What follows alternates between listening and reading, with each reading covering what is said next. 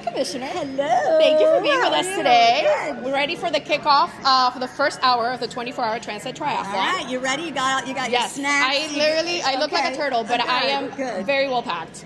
We're really excited. So first, I wanted to ask you a quick little question to almost like a Transit 101 for those watching us today.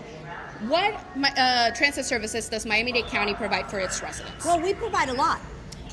Obviously, we're here at Government Center where you can catch the Metro Rail. You can also catch the Metro Mover, and about 40% of the county buses actually come here. We have a huge bus fleet. We actually have the 10th largest transit system in the United States of America. Some people are surprised when I tell them that.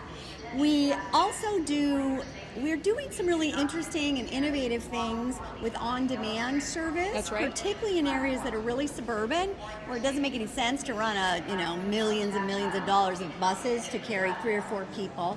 So that's been a really good experiment. We also have transit services for people that are differently abled. Right? They have a hard time getting around, they might be older, they might be visually impaired, and so our special transportation services also help them. And then of course we are the connector to the Bright Line, which can take you now all the way to Orlando if you want to go to Disneyland. To then ride the monorail there. Most important stop. And we also have Tri-Rail. Tri-Rail is now coming right into downtown. Of course, we have another set of great stations out in the county, particularly in the city of Hialeah. So you can take the train to the airport, you can take the train to the university, and news alert, in September, you'll be able to take transit to the Miami-Dade, to the southern end of the Metro Rail, get on our new South Corridor bus rapid transit, and get off in Homestead, take the free Homestead trolley to the Everglades, and go hiking. That's going to be my first ride. That's my plan when it opens. That is one stop that we're missing on this tour, and I think we're going to have to. You're not going to the Everglades? I mean, we're going all the way to Florida City. Okay. That is the next one. I know. All right. Well, when the South Corridor opens in the fall, you let me know. We'll go hiking together. Absolutely. Okay. Try not to get. We try not to fall into the some water and the mud. So. Oh, but it'll be beautiful. I'm sure. It'll be pretty. Yeah. So, Commissioner, you've been on the day as Miami-Dade County Board of County Commissioners for a few years now. Since you were elected, what transit initiatives and projects have you championed? Well, when I got elected, I said I was going to work on transit. I've lived in a lot of places where transit just works and is a much more robust system. And so I made it my mission to focus on that. The South-Dade Corridor is something I'm very proud of. I was one of the advocates to make sure it get delivered. I went to Washington time and time again to make sure we got the funds out of Washington to build it. That's going to be opening this year.